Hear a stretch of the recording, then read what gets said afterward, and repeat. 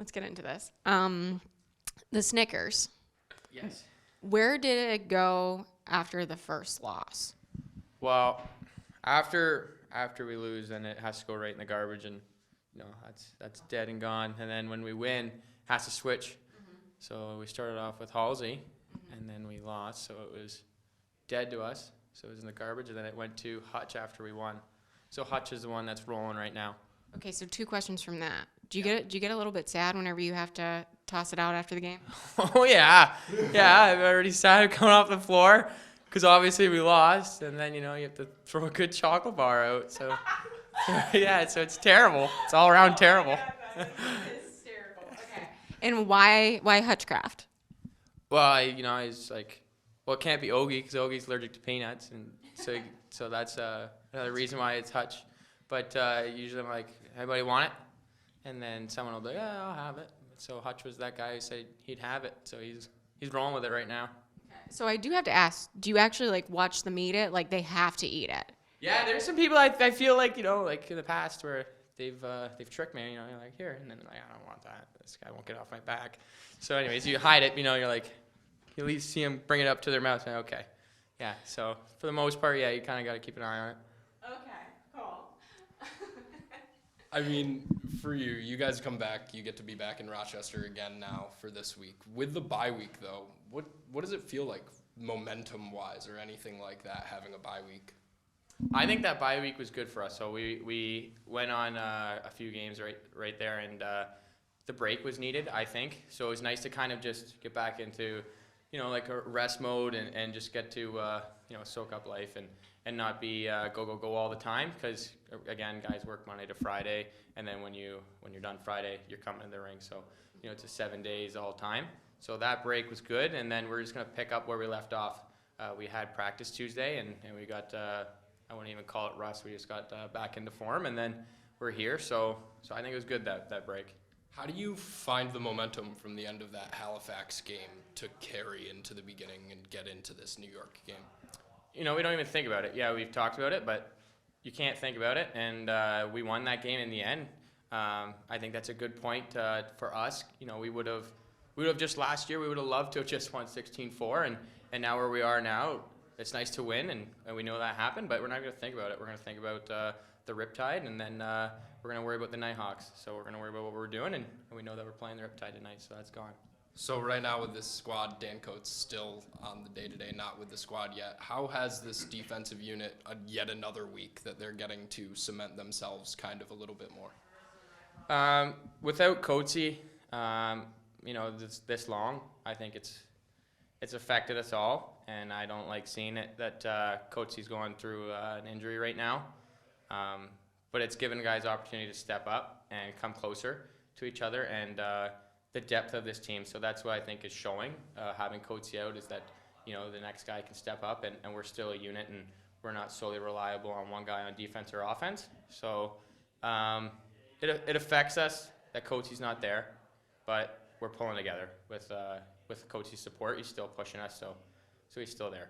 Who are the guys that are really stepping up and filling into those roles? I think everyone. I think no one's really that's our go-to guy. I think that's the defensive group is we're a unit and we work as 5, and we trust each other and what we're gonna do. I know they have faith in myself to do my job, just like everyone has faith in each other to do their job. So no one's doing above and beyond, and we're all working as a unit, which is working in our favor. I know you often just try to concentrate on yourself, but you are gonna have Jeff Teat, one of probably the greatest goal scorers in the National Lacrosse League right now, going against you tonight. I mean, how do you just take on a player of that magnitude? Not in a disrespectful manner, and Jeff Teat is an unbelievable player. I'm not going to worry about Jeff because if you start worrying about Jeff, then you've already screwed yourself. So we're going to worry about them as a whole. But again, since the beginning of the year, it's been about the Knighthawks, and we're worried about what we're doing, and we're just going to play our game, and we're not going to think about that stuff, and we're just going to keep playing. So was reading NLL Chatter this week, and they're talking about who their player of the year is, goalie of the year. This is what they wrote about you, and I wanted to get your reactions because I said this to Coach Hayes on our conference call, and he had a fun response to it.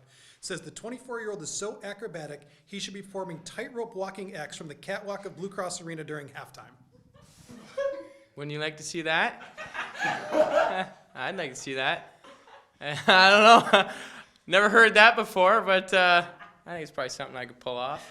How is it that you're getting this reputation as not only one of the top goaltenders in the league, but one that's just performing these crazy feats in the net, whether it's a kick save or a slide or whatever. Like, you're starting to get that reputation around the league. So I think that the way I play, and I know people have said about my game in a positive manner and also in a negative manner. So I've heard both sides of it. It works for myself, and I believe it's something that I was born with. Like the way I play the game, I don't know. No one's ever taught me to play like that. But I will say big thanks to all the coaches in my hometown in Orangeville that no one really ever tried to change my game. They embraced it, and then they let me roll with it, and it allowed me to be the character I am today, and allowed me to be the goalie I am today. So I know it's something different at times, and some people shake their head and they're like, why would you ever do that? But it's just another position that if it works, then doesn't wear it.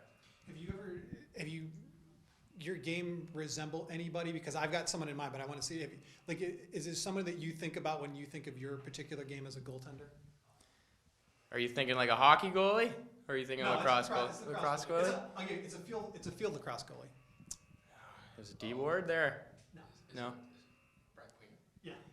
So I never really think about anyone in particular. I've had idols that like Bob Watson and then Vino, and then at home I watched Dylan Warden, I watched Nick Rose, and those are all goaltenders I idolized. Never really played their style, but I never really think about it. I just get in the net and I just play my game and whatever works for me. Because when I read that, so Ripper and I used to do Rattlers games when Brett Queener was here, and people would say similar things about Brett Queener, and they go, I don't know about him, he does this too much stuff, but it worked. It worked for him. It works for you, and that was it was interesting how they phrased that. So I wanted to see what you were. And another thing for my style is when I came here, it was 3 years ago. People are like, I don't know about that, and then having Mike and Dan and all the coaches on board, and Kyle Calais, I've played for Kyle Calais in the past, and they've embraced it as well and allowed me to just be who I am the way I am. So them being on the same page as myself and them saying, whatever you're doing, just keep doing, that takes a whole lot off my shoulder. And when you can play confident, then I think that's the main part of being in net, is just being confident. So another credit to them as well. Cool. Thanks. All right.